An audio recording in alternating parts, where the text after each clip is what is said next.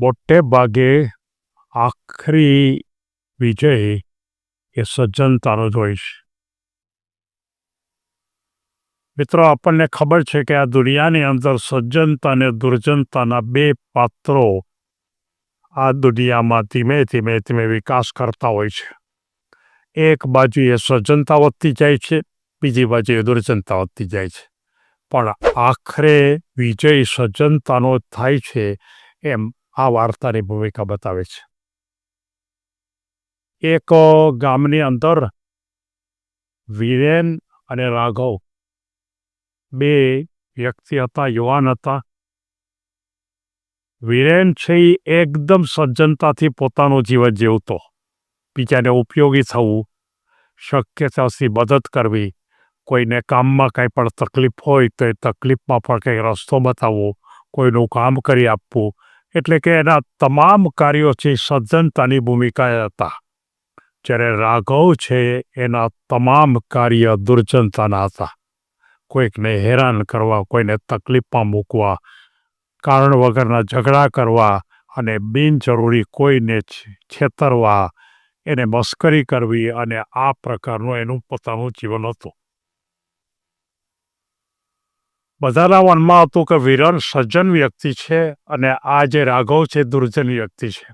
પણ એક વખત વીરેનને રાઘવ એને આવે છે અને એની સાથે ગમે તેમ ઠીક લાગે એમ વર્તન કરે છે, ગાળો આપે છે અને એમ કહે છે કે તને ખબર નથી પડતી હું કોણ છું, કે હું તને ખતમ કરી નાખીશ, અને આ રીતે એની સાથે ખૂબ ઝઘડો કરે છે.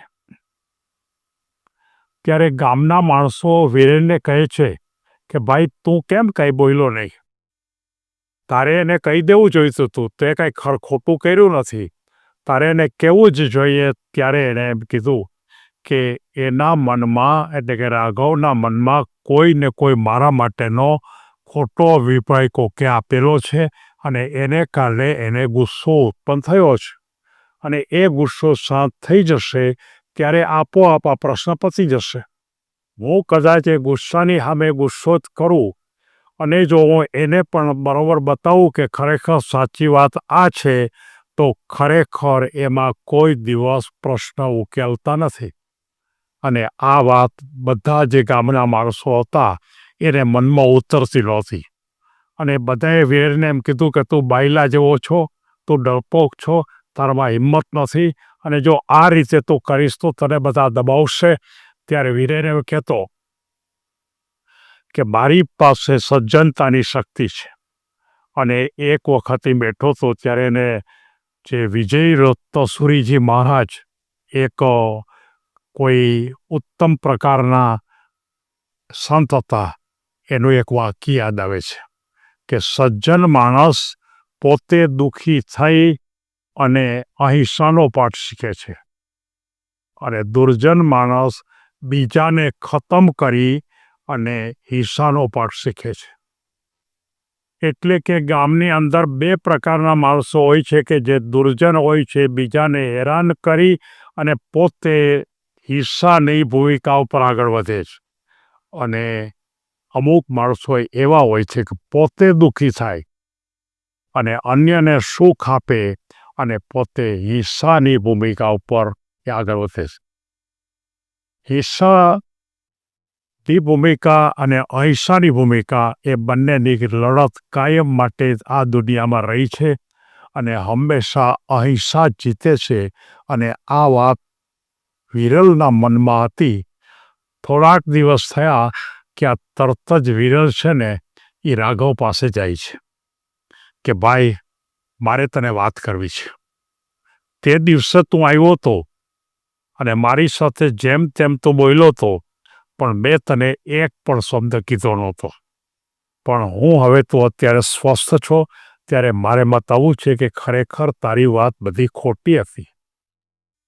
મેં આ પ્રકારની કોઈ વર્તન કર્યું જ નથી, મેં કોઈને હેરાનગતિ કરી જ નથી, અને તારી ખોટી સમજ કોઈએ તને ખોટી માહિતી આપી છે. અને તેમ છતાં પણ જો તને એમ લાગતું હોય કે મેં ખોટું કર્યું છે, તો હું તારી માફી માગું છું. અને મને માફી આપવામાં કંઈ વાંધો પણ નથી, અને માફી આપવાથી હું કંઈ નાનો પણ બની જતો નથી. પણ એક વાત ચોક્કસ છે કે તારો ગુસ્સો છે એ ગુસ્સો એ વખતે એટલો બધો હતો કે મારે તને ગુસ્સાનો જવાબ ગુસ્સાથી આપવો જોઈએ નહીં. કારણ કે વિજય રત્નસુરજી એમ કહે છે કે ગુસ્સાનો જવાબ તમે શાંત અને સ્વસ્થતાથી આપો. અને જો શાંત અને સ્વસ્થતાથી આપશો તો આપોઆપ સામી વ્યક્તિનો ગુસ્સો પણ શાંત થઈ જશે અને તરત જ એ રાઘવના મનમાં પણ વાત આવી કે આ વીરેન કેટલો માણસ ભલો છે. ખરેખર એનો વાંક નહોતો, ખરેખર એની ભૂલ નહોતી, છતાં પણ પોતે એમ કહે છે કે મારી ભૂલ થઈ ગઈ, આ મેં માફી માગી લઉં છું, કારણ કે કદાચ તારા મનમાં જે ગુસ્સો છે ગુસ્સો મારે તાને કાઢવો જ. અને બંને મિત્રો બને છે. ગામમાં પણ એક સારું વાતાવરણ ઊભું થાય છે અને ગામમાં બંને મિત્રો એક ઉત્તમ પ્રકારની ભૂમિકા ઉપર જીવતા થાય.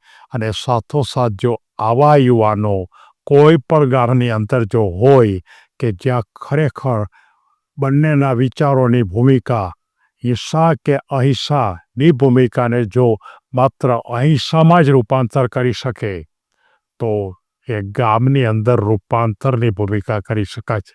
આપણને ખબર છે કે મહાત્મા ગાંધીજીએ અહિંસાના શસ્ત્ર ઉપર જ ભારત દેશને આઝાદ કર્યો.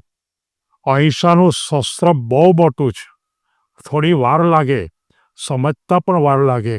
મારે સૌ યુવાનોને કહેવું છે કે તમે કોઈ હિંસાની ભૂમિકા ઉપર, રાઘવની ભૂમિકા ઉપર તમે તમારા જીવનમાં આગળ ન વધતા, પણ વિરલની ભૂમિકા ઉપર, અહિંસાની ભૂમિકા ઉપર આગળ વધો. અને જો આ રીતે તમે જીવશો તો તમને જીવનની અંદર ખૂબ મજા આવશે. અને જેવું ગાંધીજીએ અથવા તો વિનોબા ભાવેએ જે પ્રકારે સમાજને બહુ મોટી વસ્તુ આપી, એમ તમે પણ તમારી શક્તિનો ઉપયોગ સમગ્ર સમાજ માટે તમે કરી શકશો. સૌને ધન્યવાદ.